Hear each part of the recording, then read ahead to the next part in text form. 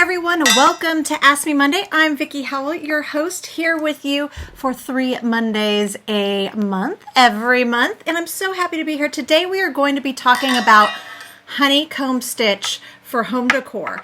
So if you're watching this later on YouTube or for a replay and you don't want to hear all the chitty chatty, you can just go ahead and fast forward to when you just see my hands and we'll get started. But for the rest of us that are hanging out on Facebook or IGTV, I like to chat. I like to check in with my community. So Ask Me Monday is about starting out our weeks creatively, asking any questions about knitting, crochet, crafts, creative parenting, business, small business, whatever, but then also always a tutorial. So first of all, what I always love to do is I like to find out where all of our community is watching from. I am Vickie, as I mentioned earlier, and I am in Austin, Texas in my studio. I see that we have Nicole from Fort Hood. We have Janet from Mounds, Illinois. We've got Polly from Oregon. So please, if you see somebody in your neck of the woods, reach out to them. Maybe meet up later. I would love that if the community just grew. And also please use this as your community boards, all the comment section. So that means that if you had a great time making a project over the weekend, even if it means that you just only barely started it, post a link to it in the comments. It doesn't have to be anything that my hands have ever touched. This is just about you inspiring each other. So over the weekend, I actually did not do a ton of crafting because I went and spent some quality time with my sister-in-law. I did work a little bit. I cut out some rompers for some little girl rompers. I'm making my daughter something. And then I did a little bit of prep for work for today. And then I sort of schemed out this future Bargello project that I might be working on. But what did you make? What did you do? Did you take a photo? Did you decorate cupcakes? Did you cast on for a new project? I would love to hear about it. And of course, later, if you want to come back and add pictures, even better. All right, so today, this episode, like all of the episodes over the past, I don't know, maybe 9 months, is brought to you courtesy of Knitter's Pride if you're in North America. If you're elsewhere, they're called Knit Pro. They are a great needles and hooks and tools company. Very supportive of independent businesses. They do a lot of work for girls and women in India. If you have not shopped with them before, please check them out. So all of the supplies, all of the tool supplies that you see are all Knitter's Pride today. And I have a link to the products I use as well as the written version of today's tutorial at vickiehowell.com. If you know anybody that would be interested in this tutorial, please, during the course of this, if you would just do a little share, that would help me out, because let me tell you, Facebook, with the algorithms and the changing, it's driving me to drink. Good thing it's only noon where I am, and it's not how I roll on most days. All right, so today we are going to, as I mentioned at the top, we are going to be working on, I'm going to talk a little bit about honeycomb. I need to grab something that's heavy, so I'm going to get up. Sorry, I'm getting all up in your business. Honeycomb stitch, sometimes also called hexagon stitch. Okay, you can see the texture of it in this planter cozy. It's actually just a basket that I'm using for a planter cozy, but I designed using this. So the reason why I use this stitch is that this is one of the projects from the current Yarnier box, my subscription box business. And I knew when I was making this project that I wanted to do baskets, and so right away, crochet comes to mind because of the structural integrity. You can see behind me, I'm looking at myself in the camera. You can see behind me there is a crochet version of the box. Here, I'll turn it a little bit, or of the basket. And that's easy because crochet is a series of knots, whereas knitting is a series of loops. So just because you're not getting the same manipulation of fabric, that generally means that knitting is not going to be as sturdy. So when I was approaching this project, I just started thinking about home decor. And so I was trying to find stitches that were thick enough for it. And that's when I came across honeycomb/hexagon stitch, and I really love it. It uses a series, it's a garter stitch, but also doubling up on loops, so it gives it this really nice, sturdy construction that's perfect for baskets or pillows or trivets or other home decor. If you work on a super bulky yarn, like I'm working on this fabric yarn. This is from Upcycled T-Shirt Waste. It's from We Are Knitters, and you get 2 hanks of these, or 2 skeins of these in the current Yarnier box. But and then I'm using Knitter's Pride ginger, size 17 needles. So when you work on this big scale, you really get this dense, heavy fabric. But, and I'll talk about this in a little bit later, if you go down in needle size and lighter weight, it would also, if you're not into the home decor thing, pin this later from my website, VickieHowell.com, or bookmark it, or however you keep track of things, because this is a great stitch to come back to using a DK weight or a worsted weight for warm garments, leg warmers, baby sweaters, anything when we're hats, when we're in the warm weather, which is so hard to even imagine right now. You may hear a whirring in the background. This is the first time I've ever used a fan. Usually you're just watching me sweat. Vanity got me today, so I have a fan on, but it's so hot I can't even imagine it. But this is one you're going to want to come back to because it'll be great for that. I mentioned the needles earlier, just in case you want to see the set. You see how many are missing? Because I love the set and I've got a million projects going at once. This is the Ginger Deluxe set. It's my favorite interchangeable set right now, and I highly recommend checking them out. Okay, so I am going to show you today how to knit the honeycomb stitch flat, so back and forth, and in the round. It's mostly the same, but because when you're working in the round, you're never working on the wrong side or back of the fabric, you just have to do a minor alteration. So, without further ado, I'm going to flip the camera over and we are going to get started. Okay, so when you're working flat, let's see if I can get the ugly tripod out of the way.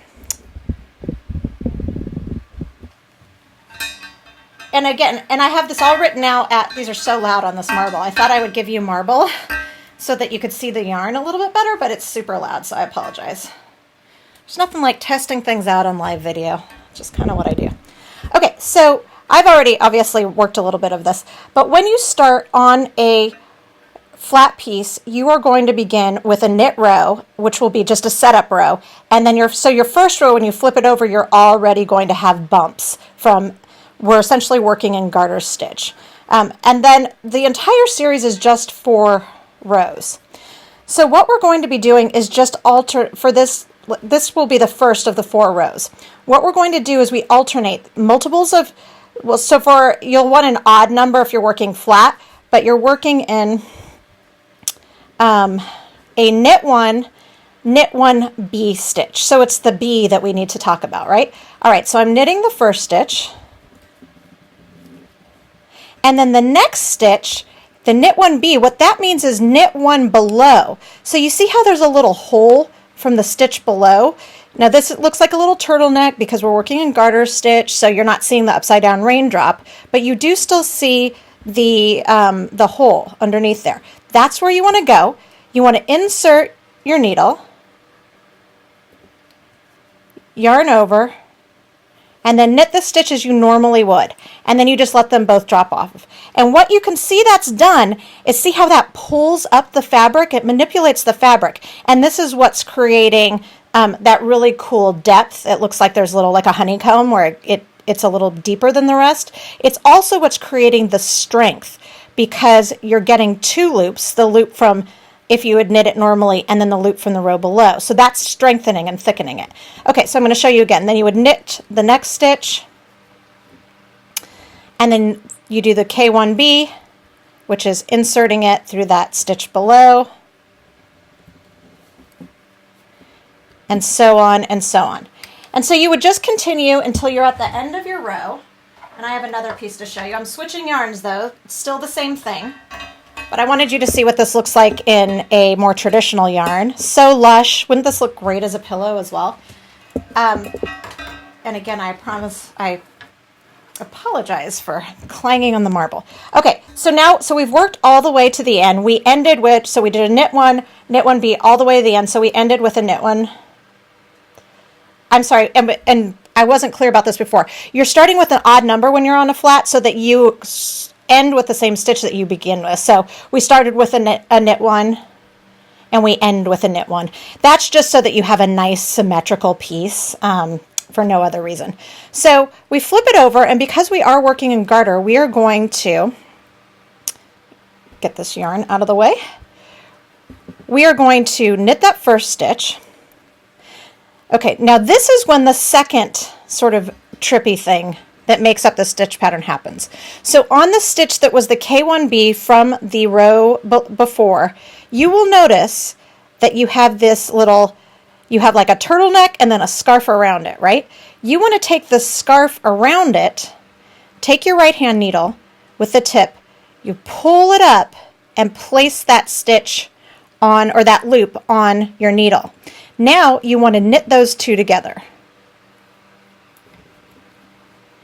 And that sort of replaces it. It makes it as it was before, sitting as it was before. Okay, so again, the next stitch is just a normal stitch. So knit one. The next one, we lift that extra strand.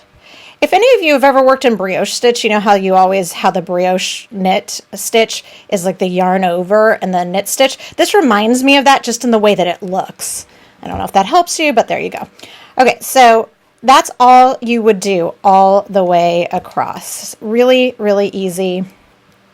And that's creating the alternating sort of forward facing and then more of a deeper stitch next to it. Okay, I have another step out. I'm just having fun, so I'm just going to keep knitting for a second.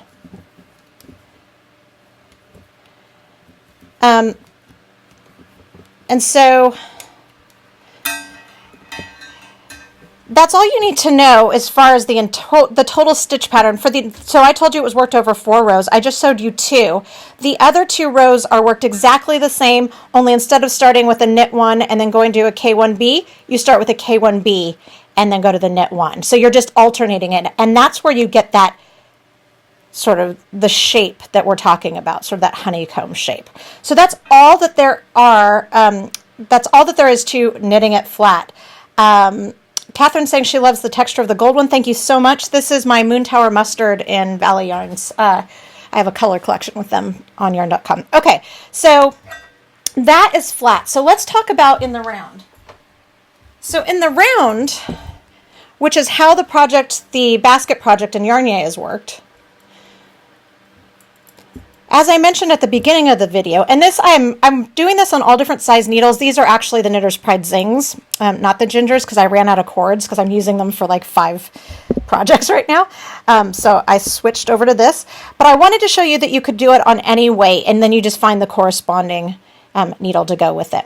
All right, so for the round, you need to do multiples of 2, so an even number. So the odd for flat, even for here. And again, I've written this all down at VickieHowell.com along with the links to the supplies.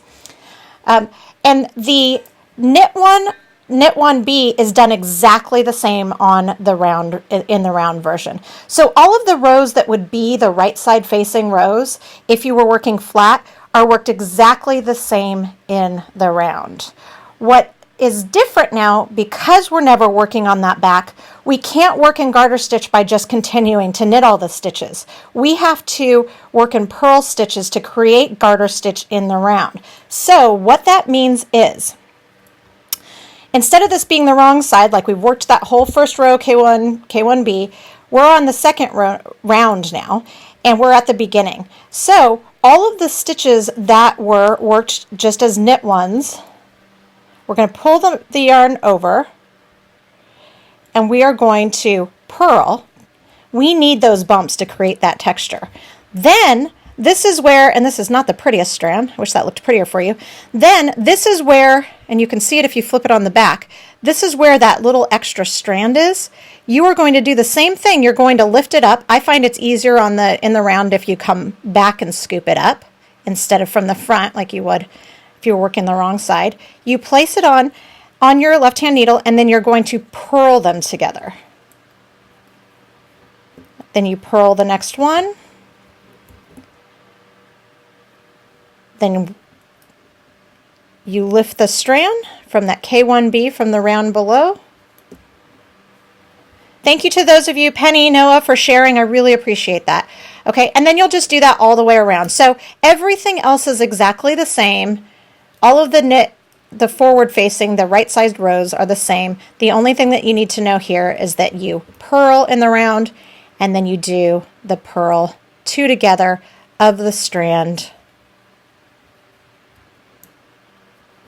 and the stitch. And that's really all there is to it. It's really simple, but it just looks, I think it looks so beautiful, and it's really versatile. Here's kind of here's a closer up picture of, and you can also look at my Instagram feed. It's just at Vickie Howell to see even closer pictures.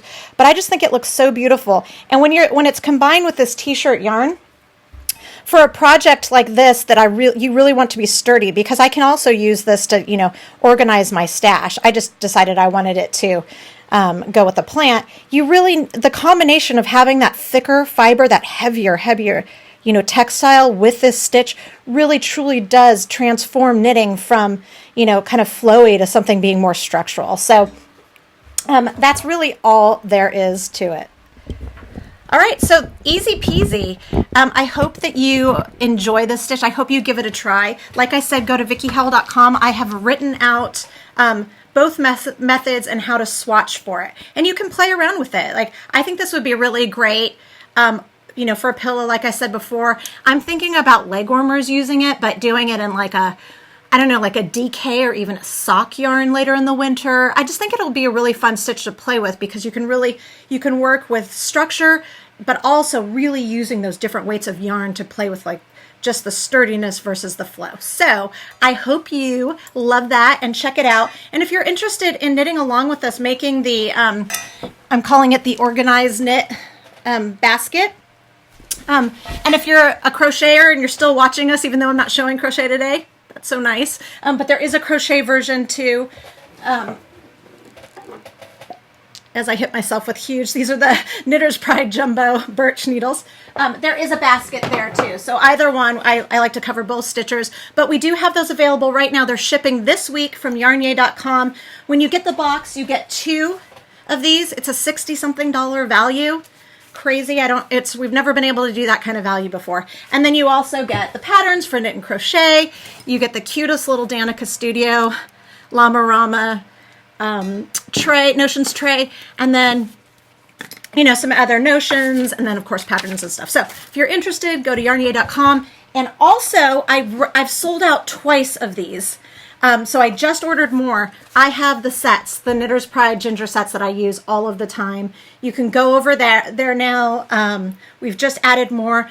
They've promised me they're shipping to us today, so we'll be able to get them out. And so if you're interested in this is one of those sets that you invest in for the career of your knitting life. It's beautiful and slick, and it warms in your hands. And I mean, who doesn't like a good ginger?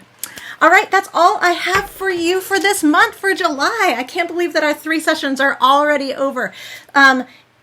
It's been such a lovely month. As always, I really do enjoy starting my week with you every week, and I look forward to being back with you at the beginning of August. Until then, please check out yarnyay.com. Please check out VickieHowell.com. Make sure that you go to all of the links for Knitter's Pride products, for the zings, for the wool needles that are great for weaving ends for this, and the gingers, as I said. Have a great weekend.